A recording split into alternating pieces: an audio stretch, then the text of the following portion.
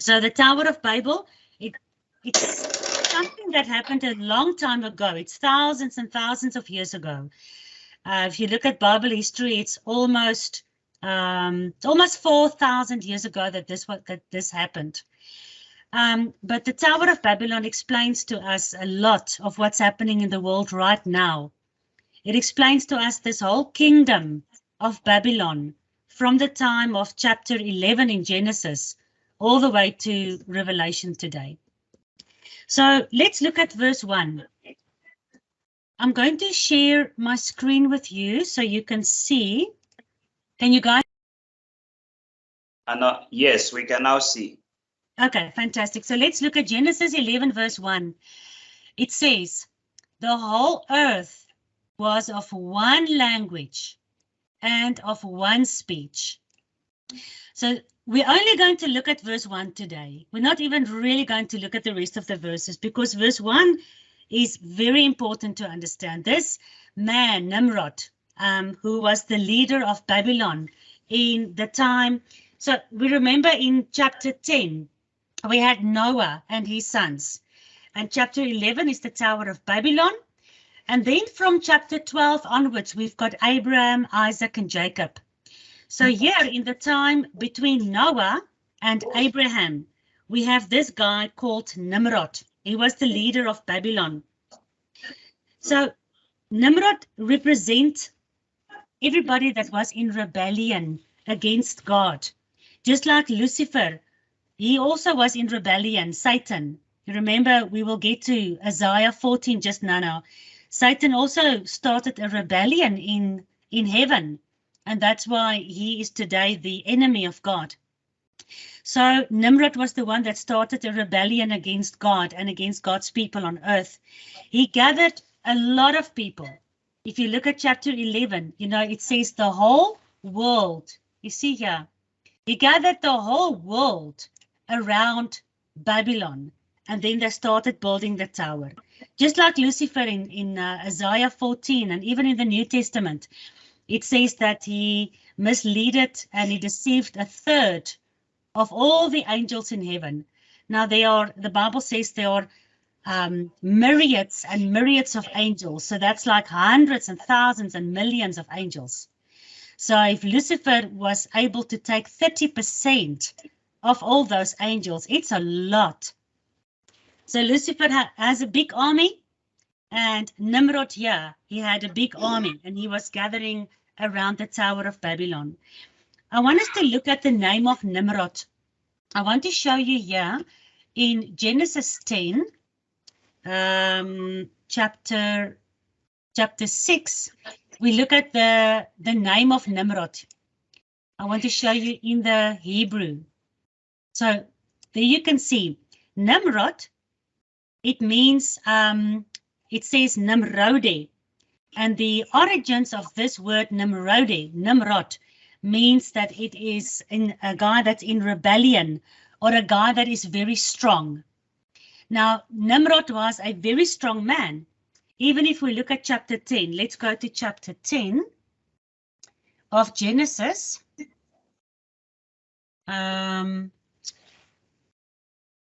So, chapter 10, verse 9, it says, Nimrod was a mighty hunter before Yahuwah. Therefore it is said, even as Nimrod, the mighty hunter before Yahuwah. Now, this verse, mighty hunter, actually has a meaning of somebody being as big and as mighty as a giant. If you look at the word mighty in Hebrew, it's gibur, and that has a very similar meaning to the giants in the time of Genesis 6. Let me just see here. So the same people that became the giants in Genesis chapter 6, that name is also used for Nimrod, because Nimrod is a descendant of these giants, and that's why he was able to become the ruler of Babylon. He became the ruler of the earth. The whole world was gathering around the Tower of Babylon. I want to open for you Genesis 10, so we can understand where Nimrod comes from.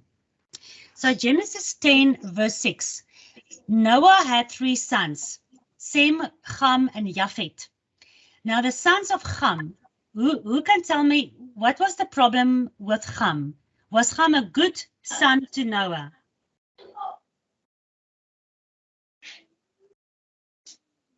Can anybody tell me, was Sam a good son? Oh, Cham. Noah had 3 boys, Sem, Cham, and Japhet. Was Cham a good man?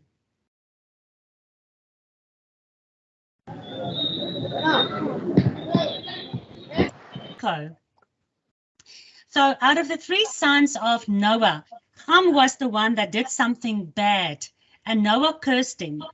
So looking at, let me just go back to this verse. So the sons of Ham, the sons of Cham, was Cush, Mitzrayim, Put, and Canaan. You see here, verse 6. The sons of Ham was Cush, Mitzrayim, Put, and Canaan. And as you know, Mitzrayim is the Hebrew word for Egypt. And the Egyptians was one of the mightiest nations. The Egyptians became a mighty, mighty nation. And also the Canaanites. That's why when Joshua took Israel back into Canaan, it was a mighty amount of people that they had to overcome. So these 3 sons of Ham, they are the grandsons of Noah. And then out of them, out of one of these sons, Cush, you can see here, Genesis 10, verse 8, Cush begat Nimrod. And Nimrod was a mighty one on the earth. This word, mighty one, you see here, if I click on it, it says Gibur. And Gibur in Hebrew means to be powerful, to be a warrior, to be a tyrant, to be a giant. Can you see that? So Nimrod wasn't just a normal man. He was actually the great-grandson of Noah himself. He was the grandson of Cush, or the son of Cush, and he became a mighty one. He became like a giant in the earth. He became an evil man because in Genesis 11, verse 1, he gathered the whole earth to build the Tower of Babel. If that was a good thing to do, God would have allowed the Tower of Babel to be built. But they were busy with evil plans, and we don't always see this in our normal Bibles. Genesis in our normal Bibles don't give us all the information. Therefore, we have to do a Bible study of all the different Bible books, as well as some of the books outside of the Bible, to really understand who Nimrod was. But for us to see Nimrod and to see the Tower of Babylon today in our lives, we have to understand that Nimrod, even his name means rebellion. So when we look at the world today and giant world leaders today, that's in rebellion against God. And if we look at something that they are busy building, we can actually see what they are doing out of Genesis 11, because it's still the same thing. The Nimrod spirit is still on earth today, and the Tower of Babylon is still being built today. I'm going to show you all of that. So we know that Nimrod is the son of Cush, and Cush is the son of Ham, and Ham was cursed. Ham got cursed. In Genesis 9, Ham was doing something to his father Noah. We're not going to go into that now. And then Noah said he was going to curse the sons of his son Ham. So there was a whole generational curses going through Ham and Canaan and Cush and all the other sons, Mitzrayim and Put. And as we know, these 4 sons actually became leaders in their areas. Cush became the leader of the area called Cush. Mitzrayim became the leader of Egypt, Mitzrayim. And we've got Put. They say Put is more towards northern Africa. And then Canaan. Canaan was the name of a man, but it also became the name of a land, the whole land of Canaan.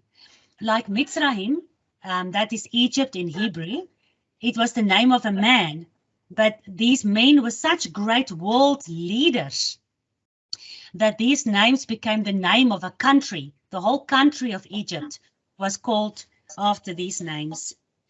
So I want to show you that Nimrod was from Chaldea. This Babylonian area is called Chaldea. Let me show you Jeremiah 50. Let's go to Jeremiah 50. Verse 25. Yahuwah has opened his armory and has brought forth the weapons of his indignation.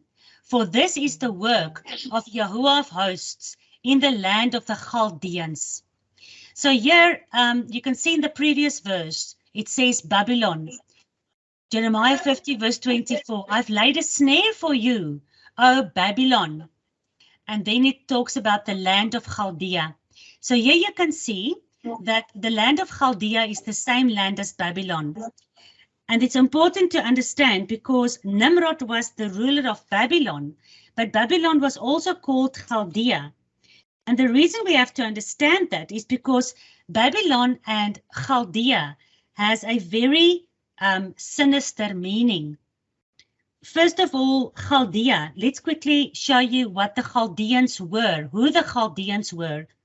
And for that, we go to Daniel 2, verse 10. Daniel 2, verse 10. The Chaldeans answered the king and said, there's not a man on earth that can tell the king what his dream means. You cannot ask such things of any magician or astrologer or Chaldean.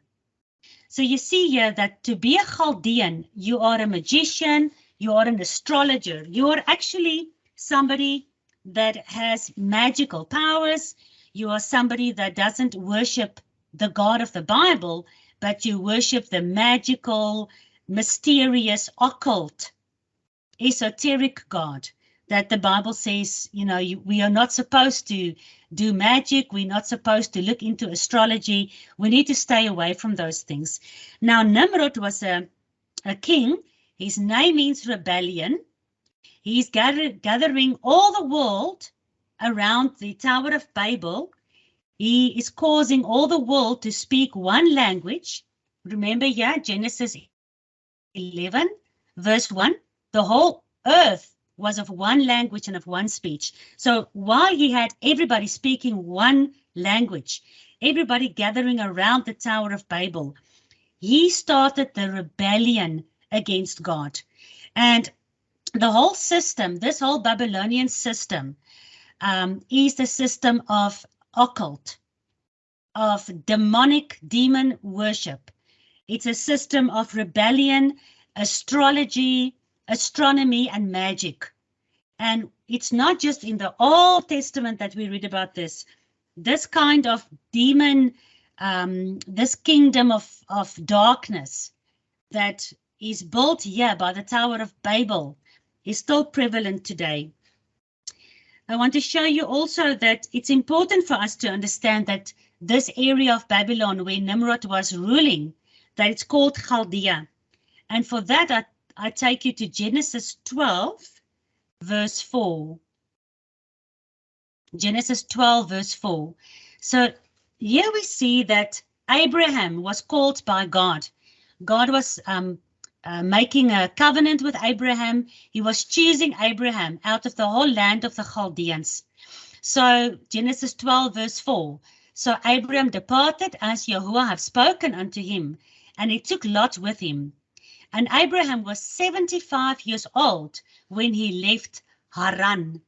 Haran or Haran.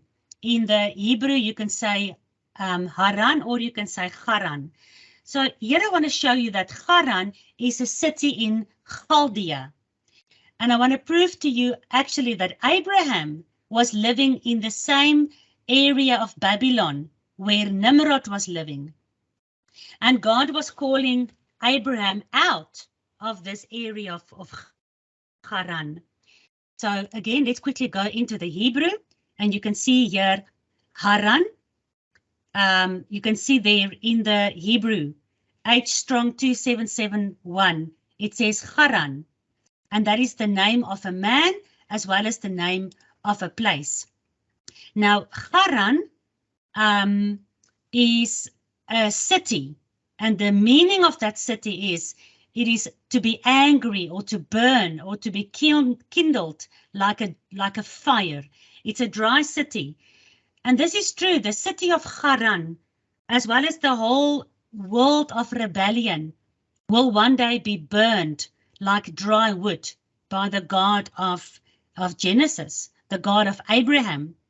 Because here we have Nimrod with his God on the one side, and we've got Abraham with his God on the other side. I want to take you to show you that where is Chaldea today?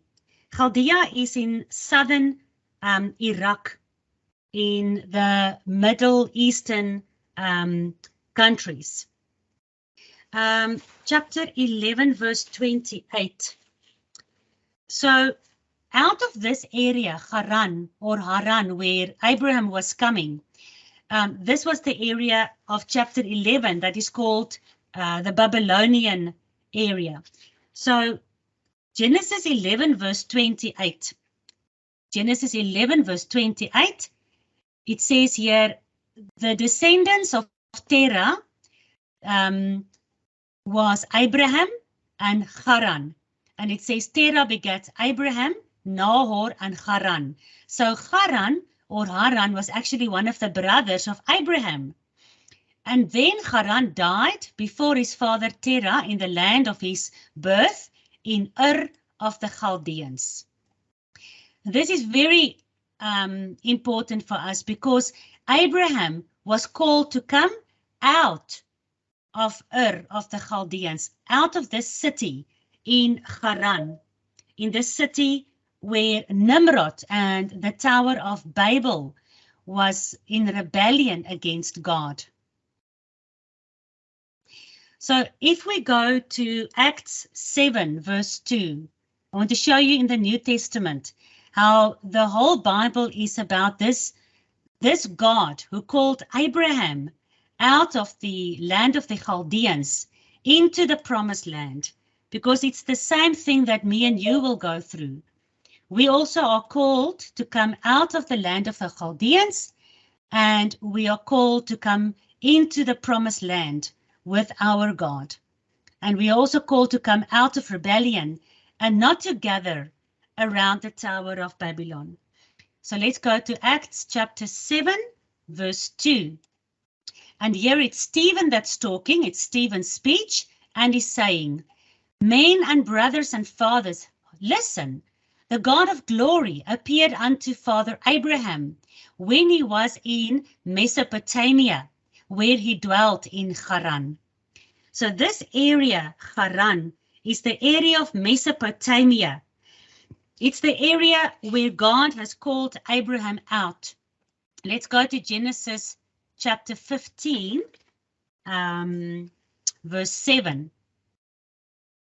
Here God says, I am Yahuwah that brought you out of Ur of the Chaldeans to give you the promised land. So when we go back to Genesis 11, we understand that here where the Tower of Babylon was built, this is where Nimrod was in charge. He was the leader of the Tower of Babylon area, which is the Chaldean area, which is in Mesopotamia. And that is in modern day Iraq today. For us to understand this whole Babylonian system and to really understand Nimrod, I just want to show you who Nimrod really was. So let us look at Nimrod and let us look at what he did. Nimrod in Genesis chapter 10, verse 6. The sons of Ham was Cush, Mitzrayim, Put, and Canaan. And the sons of Cush was Sheba and Havilah and Safta and Ramah and all these guys. And Cush begat Nimrod. That means one of his sons was Nimrod. And Nimrod became a mighty hunter in the earth. Verse 9. He was a mighty hunter before Yahuwah. Therefore it was said, even as Nimrod, the mighty hunter before Yahuwah. But this word, a mighty hunter before Yahuwah, is actually translated incorrectly. If it's translated correctly, it would have read, he was a mighty hunter in the face of Yahuwah. He was standing in the face of God. He was in rebellion against God.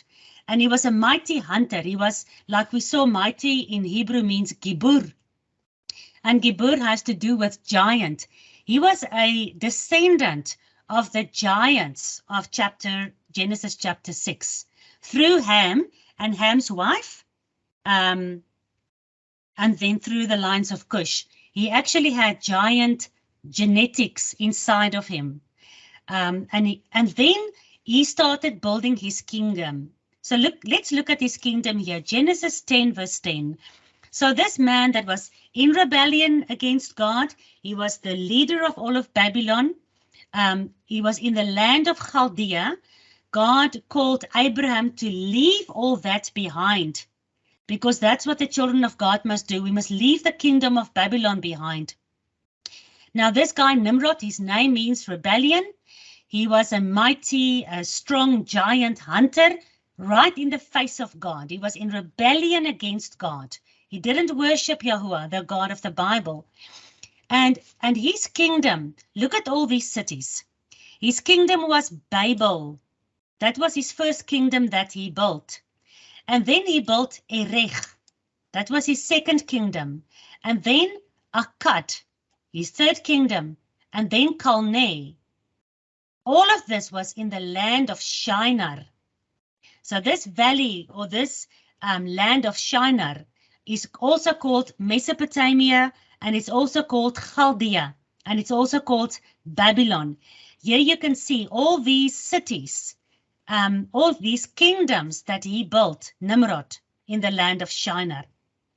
Then verse 11, out of the land went forth Ashur and built Nineveh and Rehoboth and Calah. So we read about all these cities in the rest of the Bible, and we can see how Babylon and Nineveh and Egypt and Canaan, all these nations and all these countries was always in rebellion against God. They never worshipped the God of Abraham. In fact, they always were in war against the people of God, against Abraham and Abraham's descendants.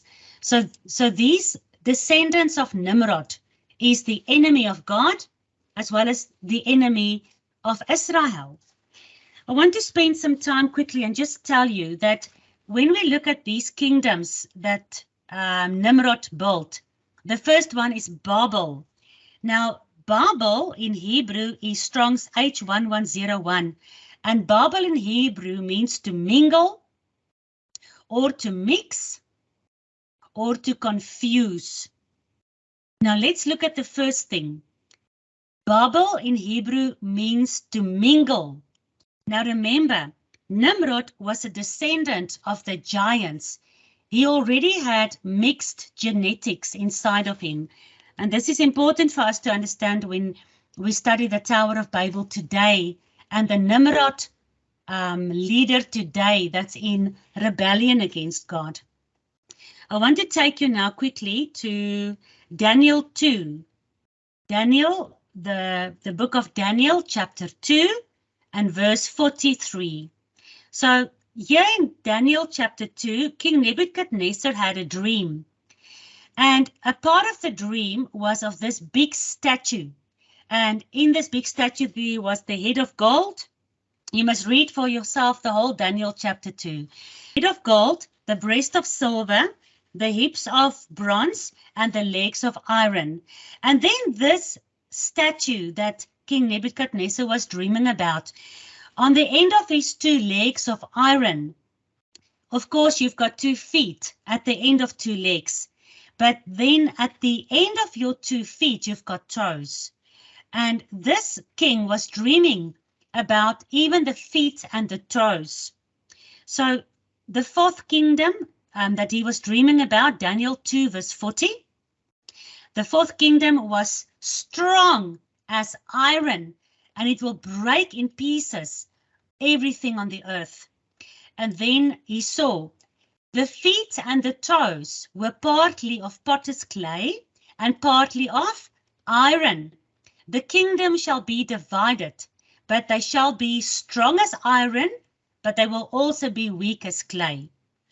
And in these 10 toes, they were partly iron and partly clay, because the kingdom shall be partly strong and partly broken. And here now, this is what's important. Verse 43, Daniel 2. And where you saw iron mixed with miry clay, they shall mingle. Remember what Babylon means? We were looking at Genesis 11. Nimrod, his first kingdom he built was Babel. And Babel means to mingle or to mix. And here in Daniel 2, King Nebuchadnezzar, who's also in later years the king of Babylon, he was dreaming about this big statue. And at the end of the big statue, in the last days, here at the end of time, where the big statue has its 10 toes, in the 10 toes, you've got iron and clay mixed. But although they mingle, although they mix, they cannot really cleave to one another. But look at what it says here in Daniel 2. It says, as the iron and the clay mix, they shall mingle, they shall bubble, because bubble, remember, Babel means mingle. They shall mingle themselves with the seed of man.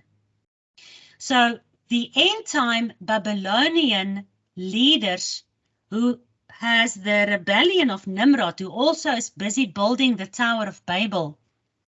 It's talking about mixing the seed of men.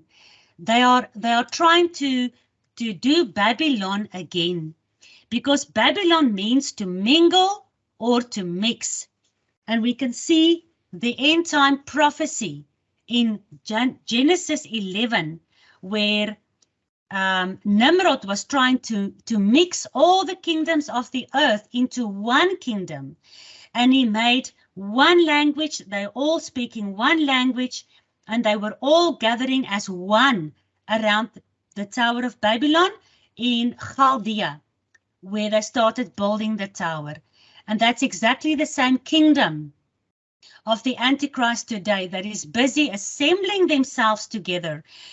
And they're also busy with doing Babylonian things, mixing the seed, mixing the genetics, trying to mix even the genetics of the humans that God has created. That's why it's important to understand Genesis 11. Let's look at the next meaning of bubble. So remember Genesis 10. Here we go. And the beginning of Nimrod's kingdom was Babel. And Babel means to mingle or to mix, but it also means to confuse. Because the moment you start mixing things that's not supposed to be mixed, you get confusion. And that's why God, when he said in Genesis 11, let us go down, Genesis 11 verse 7, let us go down and let us confuse their languages so that they don't understand anymore. And that's why the area is called Babel, because Babel also has to do with confusion. Because the world today, as it was in the time of Abraham, the world is confused by the serpent, by the devil, by the dragon, by Lucifer, by the enemies of God. Just like Adam and Eve was confused by the serpent in the tree of knowledge. They were listening to God, but the moment they started listening to the serpent, they got confused in their heads and they didn't know who to believe anymore. And then they started to believe the serpent. And that's when the curse came upon them, right? And it's the same with this new world system that's being set up. They are confusing the people of the world. So the people of the world don't understand who the God of Abraham is anymore. And that's why in Genesis 11, God said to Abraham, come out of Babylon, come out of the land of the Chaldeans, and come into a new land that I will show you and that I will give to you and to your descendants. And God is not only telling Abraham to come out of Babylon, he is even telling us in the last days, because if we read the book of Revelation, let me show you here, in Revelation 18, verse 4, you see here it says, this is the fall of Babylon in Revelation chapter 18, and here God says to his people, Revelation 18, verse 4, he says, come out of Babylon, my people, that you don't partake in her sins. So just as God was telling Abraham in Genesis 12 to come out of Babylon, to come out from out of Nimrod's system, to come away from the Tower of Babel. So God is telling us here at the end of time, in the book of Revelation, we must also come out of Babylon.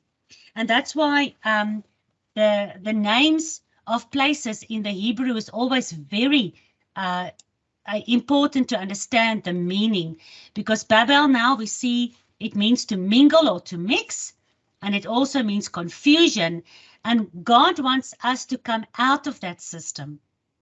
This is the system of Nimrod.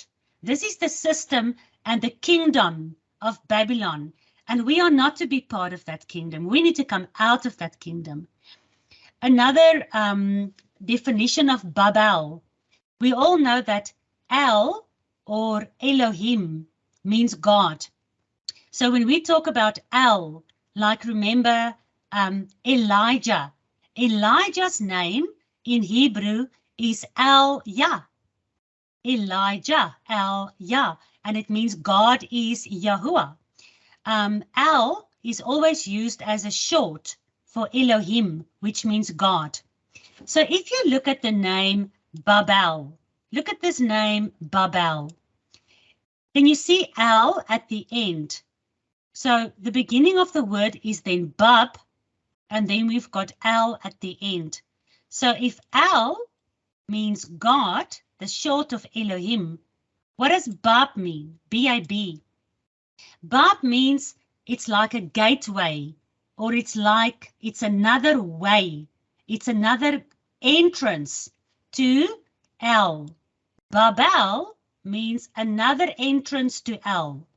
So while Babel or Babylon means confusion, it's a very good explanation, because the God, the Antichrist of this world system, the Nimrod Antichrist, the Babylonian king, just like the serpent in the tree of knowledge, is trying to show us another way to El. Babel means another gateway or another entrance. Bab is another entrance, and El means God. So Nimrod is, I'm going to show you now, he actually made himself to be God.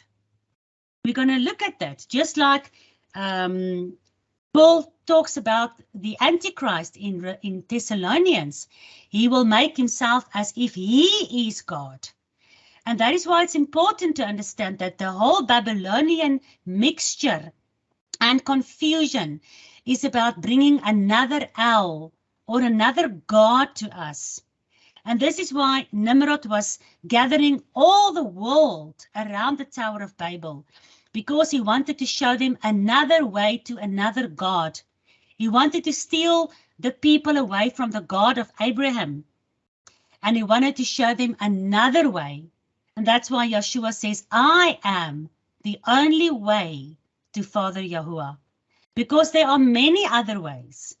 And this world today, as in the time of Nimrod and Abraham, there are many other ways, many other gods. And this is the only way for us to identify the true God, is to identify the false God that is being promoted by this Nimrod system. And that's why, let's quickly then go back to these, people struggling with their Wi-Fi. I apologize for the interruptions. So let's go back to the east sword. Let's continue. So this kingdoms that Nimrod was building is Babel. We know that Babel, what it means now, it means mixture, it means mingling, it means confusion, and it means Bab-el, another way to El, to God. Let's look at the next kingdom that Nimrod was building, and that is Erech. Erech in the Hebrew is Strong's H748, and that means to make your days long, to prolong your days, because we know, remember we looked at how Chaldeans, that in the time of Daniel, the Chaldeans were all the magicians and the wizards and the astrologers, all the occult people of the day. And also Nimrod, he was a mighty hunter, he was a gibur, he was a giant, descendant from the fallen angels of Genesis 6. And everything about the kingdom of the serpent is to try and be like the kingdom of God. And like God says, he gives everlasting life. He will prolong our days. He will give us long and everlasting days if we come under his covenant. So the Babylonian system does as well. And here Nimrod, he calls his one kingdom Babel, but his other kingdom he calls Erech, because Erech means to have your days stretched out, to make your days long, to make your days eternal. It's the false God, promising us false immortality, promising us a false way to El, and also giving us, promising us everlasting life. But it's Erech. It's not the true everlasting life of God, Yahuwah. It is the false promise of the serpent. Remember, the serpent said in the tree of knowledge, Eve said, we will die. And the serpent said, no, don't worry. I can erech your days. I will make your days long. You will not die. This is the false promise of the Babylonian Nimrod king. So erech, it means to prolong your days. Here I just want to show you, let's go to Genesis 3, verse 4. And the serpent said to the woman, you shall have a long life, you shall not die. We can see how this is a false promise. And we mustn't, like the Babylonian system, we mustn't worry about anybody promising us anything about immortality or long lives. Our lives are in the hand of God. Let's look at what Yeshua says in Matthew chapter 6, verse 27. Yeshua says, which of you, by taking thought, can add 1 cubit unto your stature?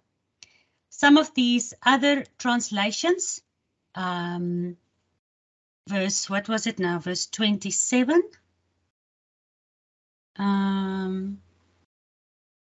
Sorry, man, where's verse 27 now? I just want to show you another translation. This is not a great translation. Here we go, ISV. Can you add a single hour to the length of your life? None of us can give ourselves prolonged life anyway. The serpent or Babylon or Nimrod, nobody can give us eternal life. Nobody can even add 1 hour or add a single hour to our lives. Our lives are in the hand of God, and we cannot work with any of these false promises from the Babylonian system. Let me go back to screen sharing. So the next kingdom of Nimrod that we are going to look at in Genesis 10, we were looking at Babel and Erech. The next kingdom is Occult. And Occult in the Hebrew is Strong's H390. Occult in the Hebrew means subtle, to be subtle. Right? I'm going to show you here. It's got the meaning of kelach, which means to be mature and to be complete, but to be subtle. If you go into the Hebrew of the root word of akat, and akat meaning subtle, if you look at Genesis 3 verse 1, it also says that the serpent was more subtle, he was more akat, he was more mature than all the other animals in the Garden of Eden. Because inside the serpent was the spirit of the Antichrist, the spirit of Satan, that is subtle, and he is lying to the human race, promising obedience to God. And he's also the same spirit that's working in Nimrod, that is in rebellion against God and trying to bring us also into rebellion. I want to show you this last kingdom of Nimrod, which is Kalne. And Kalne in the Hebrew means the fortress of Anu. Kalne is also pronounced Kalnu. Let me just go there to the Hebrew. It's also pronounced Kalnu. You see there, Kalnu. Now, Kalnu is a city in the Assyrian Empire, because Nimrod was an Assyrian, and Kalnu means the fortress of Anu. Kalnu means like the house of Anu. Now, who was Anu? Anu is basically the false god of Abraham. So the people in the area of Chaldea and Babylon, Yahweh, Babel and Erech and Akkad and Kalnu was the kingdoms of Nimrod. They were worshipping Anu. And maybe you've heard about the Anunnaki. Some of you have maybe seen the people that talk about how we all come from aliens. And we come from the Anunnaki. The Anunnaki is the descendants of Anu. And this is the God that the ancient Egyptians and Babylonians and Chaldeans worshipped. So this Nimrod was building all these kingdoms, and they were worshipping another God. They said the God Yahuwah, the God Yod-Heh-Vav-Heh, was actually a bad God, and that Anu was the good God. They say that Anu and Yahweh was brothers. This is all ancient Babylonian paganism, but it shows you the confusion and the lies and the deception of this Babylon system. And that's why it's important for the Babylonian rulers today to confuse the world about the truth of Yahuwah. Just like Nimrod in chapter 11 of Genesis was confusing all the world and bringing them together under his kingdom so that they cannot be under God's kingdom as well. And this city of him, Kalnu, this was a city for Anu. And this mighty leader of Babylon was bringing all the people under a covenant with Anu, an antichrist, an anti-God, not the true God. And that is why Yahuwah in Genesis chapter 12, let's go back to the King James, Genesis chapter 12, and here, look at your screen or look at your Bibles, Genesis chapter 12 verse 1, Yahuwah said unto Abraham, get thee out of this country. Come out of your country, leave your family, leave your father's house, leave everything behind in Babylon and come into a land that I will show you. And that's also why we saw in Revelation 17, God is talking to us as well. Come out, verse 4, come out of Babylon, This is the fall of Babylon, the fall of the Tower of Babel, the fall of the Nimrod system. Like God said to Abraham, come out. You can even leave your father's house. You can even leave your family there, but you need to come out of Babylon. And he's saying to us as well, we must come out of Babylon. We must come out of this whole confusion, this whole mixture, this whole rebellious kingdom. We must come out of that. All right, that was quite a lot of information.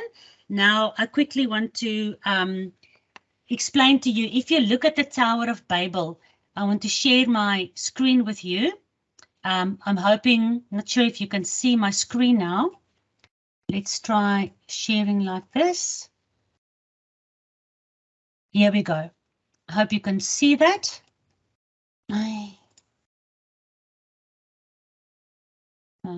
Here we go. So on the right, you can see the ancient Tower of Babel. And on the left, you can actually see the European Parliament building in Strasbourg in France. Can you see how the European Union, their building looks like an incomplete, it's a round building. Here you've got offices that has been completed, but then this office is not completed, this one is not completed. These features, even here, the offices end here, and then these features looks like it must still be completed. Just like here in Babylon, you can see they started building, but they didn't complete the Tower of Babel.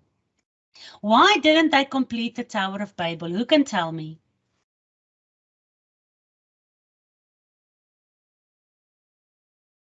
Anybody of the online guests? Anybody that want to take a chance? Why didn't Nimrod complete the Tower of Babel in Genesis 11? Because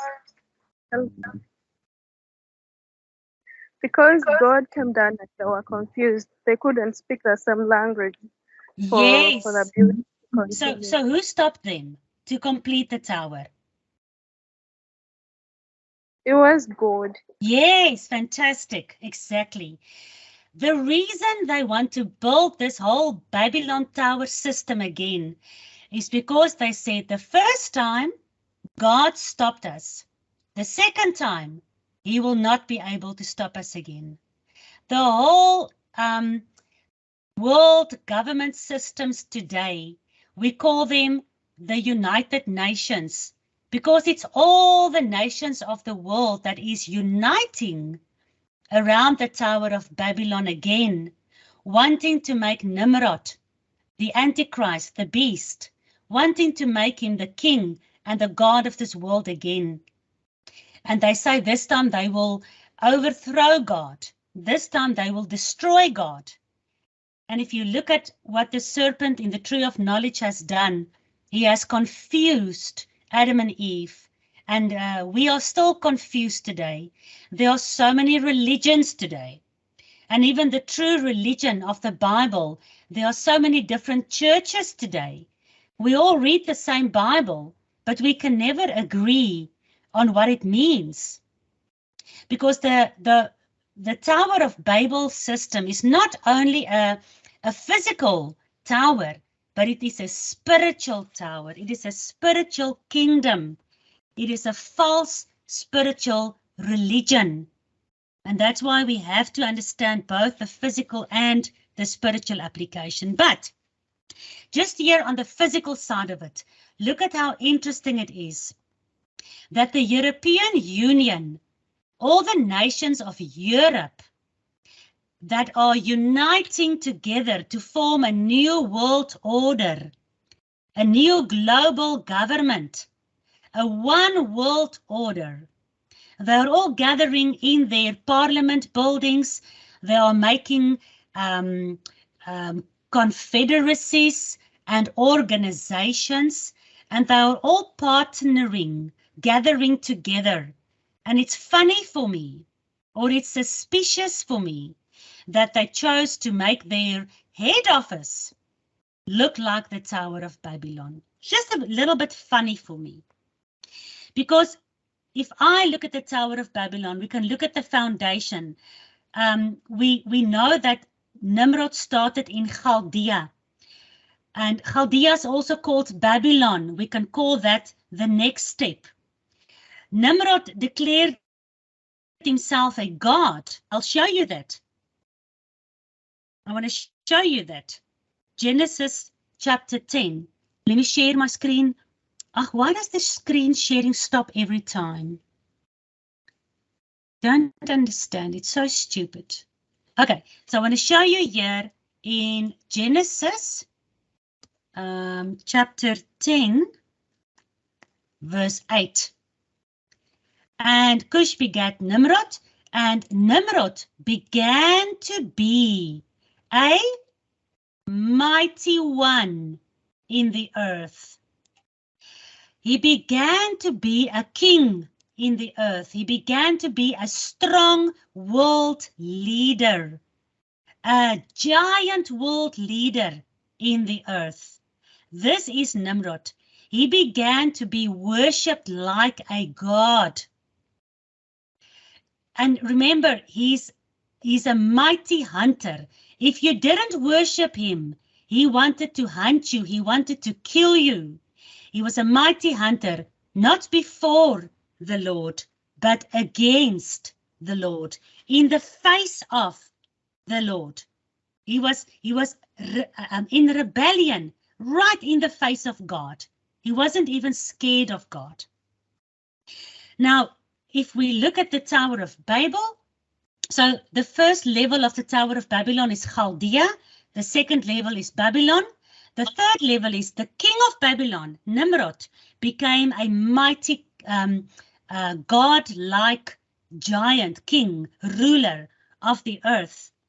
And then the fourth level of this tower is that all the nations of the world is uniting together under the rulership of Nimrod.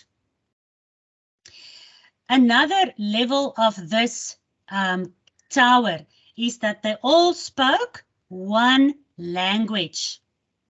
And here I just quickly want to show you. This is the Georgian guide stones. You can see that it looks very similar to the 10 Commandments stones. God chose to write his commandments to Moses, and he wrote it on tablets of stone. And here you can see that the Georgian guide stones, which also has 10 commandments, is also written on stone.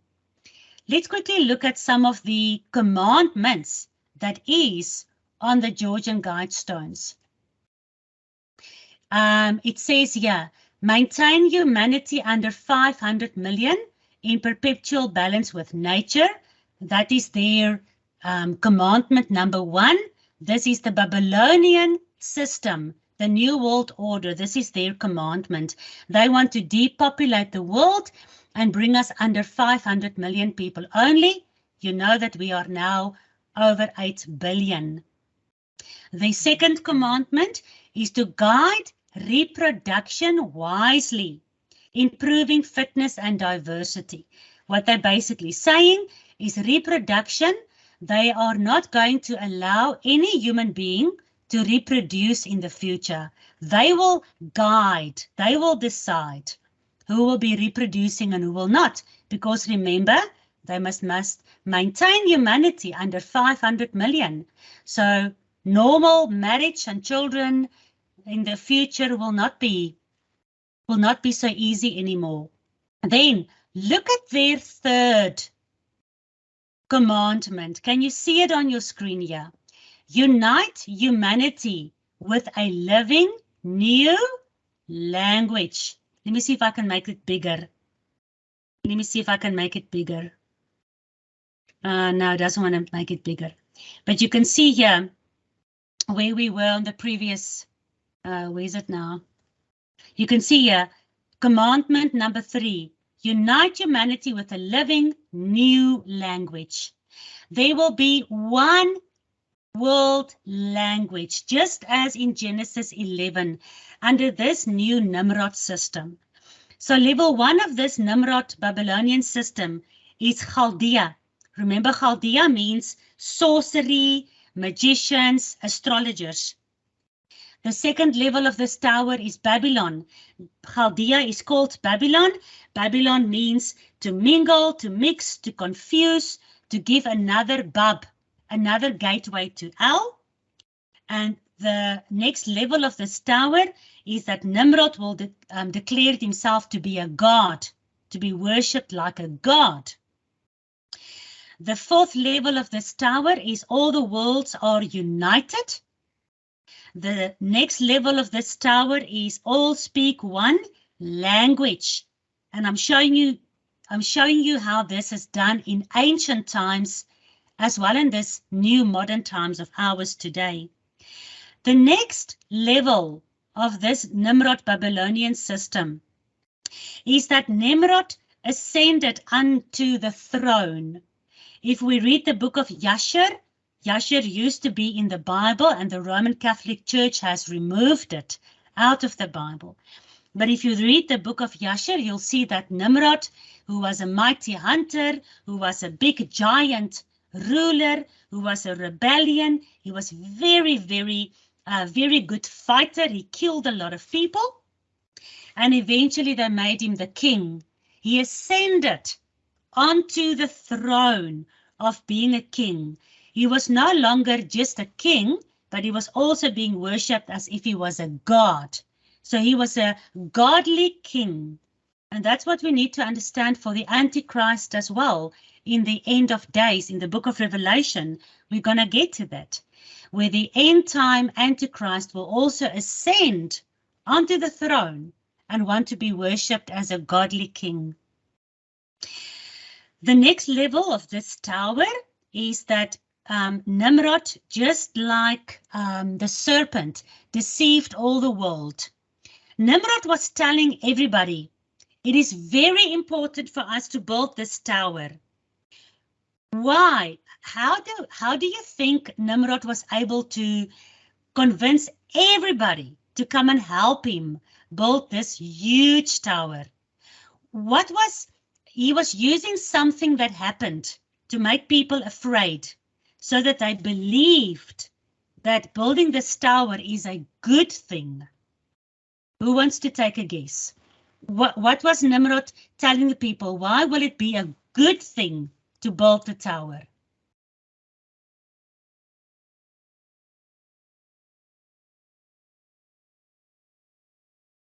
What happened in Genesis chapter 7? Yeah?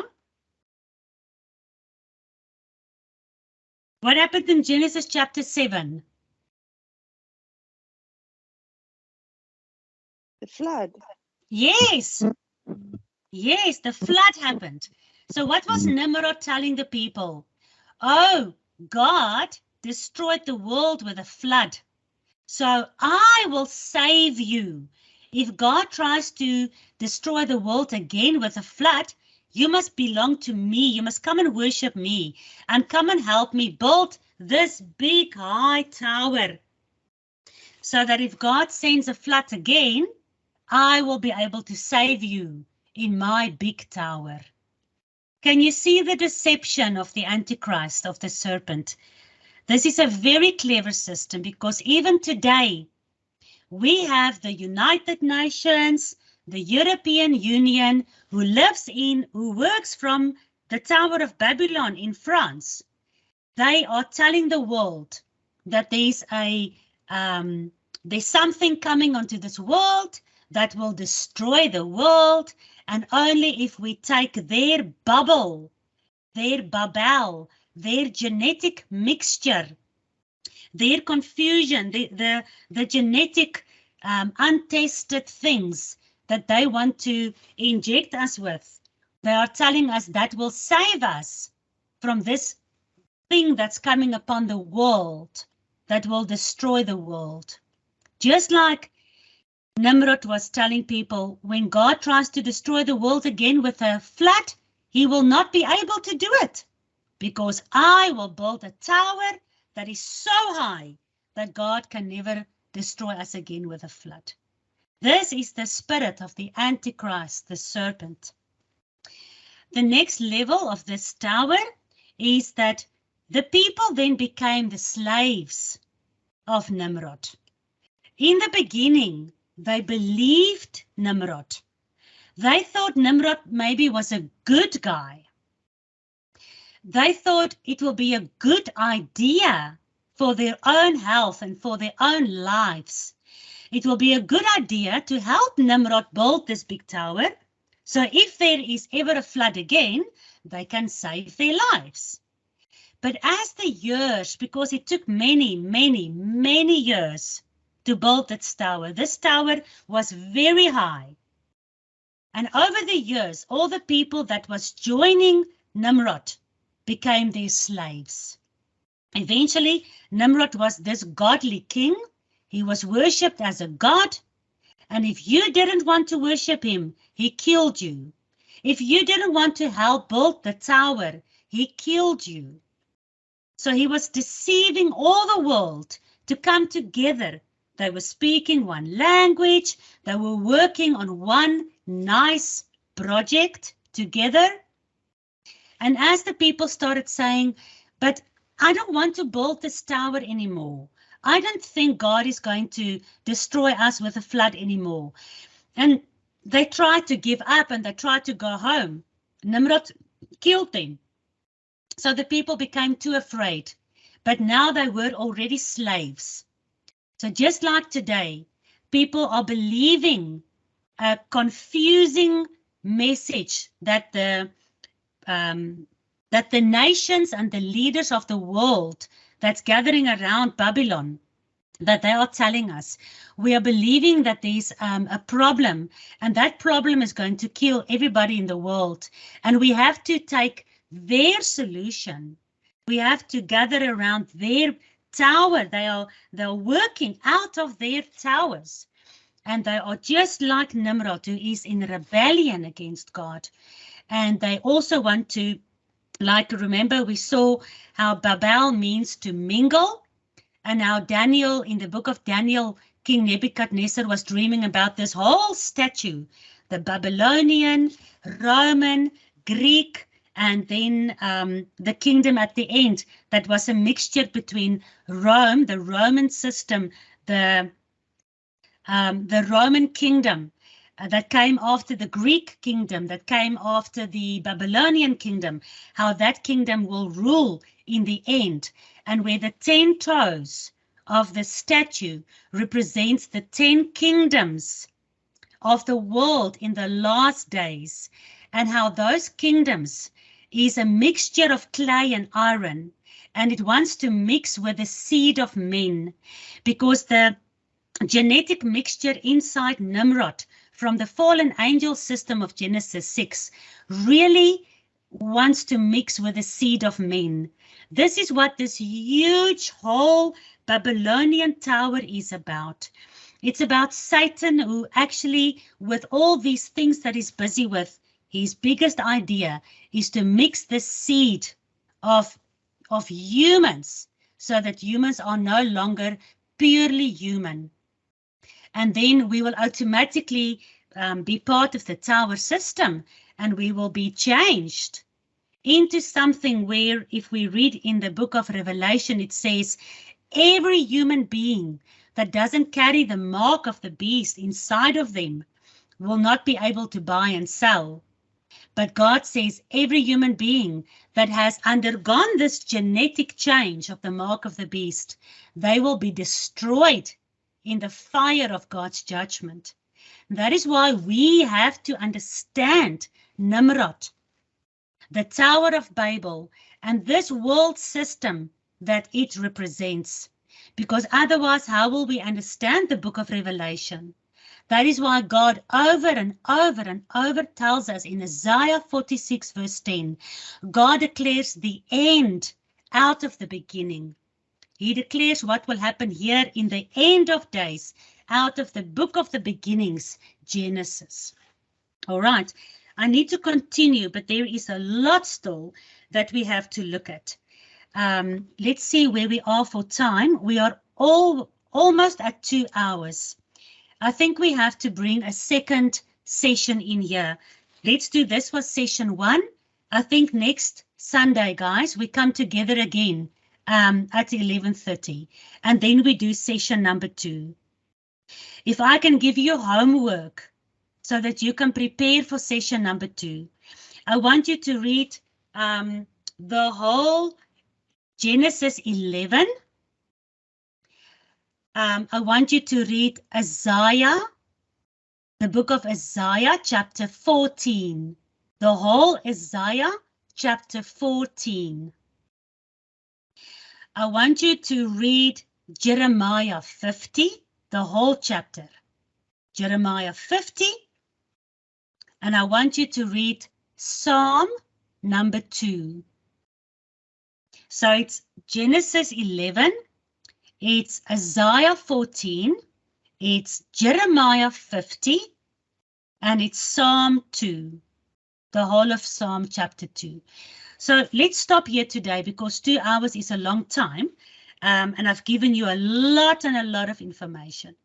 So I want you to do your Bible study, and then next week we are going to look at Nimrod.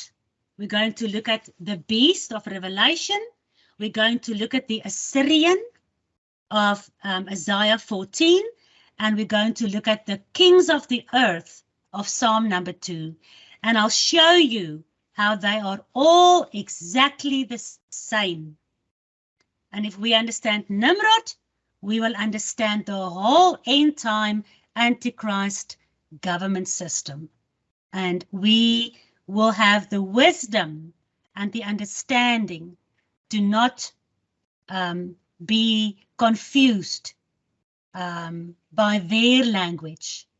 We will learn to listen to God's language and obey him only, so that when he comes back to destroy Babylon, that he will be able to save us and not destroy us with Babylon. Is that all right, guys? Or do you agree with that? Yes. Right. Wonderful. Hi, Fiona. How are you? I'm good, thank you. I'm sorry I came late. No, it's fine. It's fine. Chris said he has recorded everything, so you can just play it from the beginning. Okay. All right. Thank you so much. God bless you. So let's come together again next week, same time, and then we continue to study. So next week you mustn't bring new people on, because new people will not understand next week if they didn't first do this study. Maybe if you show them the recording, yes, then they can also come next week. Yeah. All right. Wonderful. So I'm finished for today. All right. Thank you so much for today. It's a pleasure. You must now please remember, Chris, to send me, speak to Fiona, so that you get that that exact address that we need.